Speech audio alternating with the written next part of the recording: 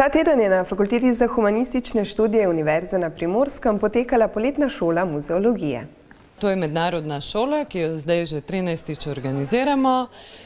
Do zdaj z eminentnimi partnerji, kot so Forum slovanskih kultur in European Museum Academy.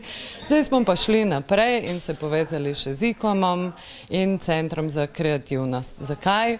Zato pa, da bi našim študentom omogočili veliko več, kot je ex katedra poučevanje, da bi slišali iz prve roke, kako v muzejih živijo kustosi, s kakšnimi izzivi se spopadajo in da bi lahko z njimi o tem se pogovorili.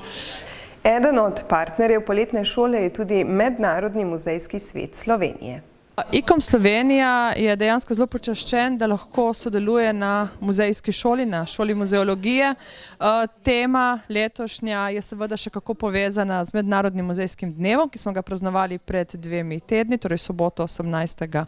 maja, in sicer je letošnja tema muzej kot kulturna središča med prihodnostjo in tradicijo. Seveda je to še kako aktualna tema, namreč muzeji se spreminjajo, spreminja se tudi delo v muzejih.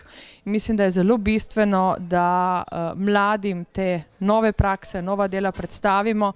Poletna šola prinaša dodatna znanja tako domačim kot tudi tujim študentom in je prav tako odlična promocija študijskih programov Fakultete za humanistične študije Univerze na Primorskem.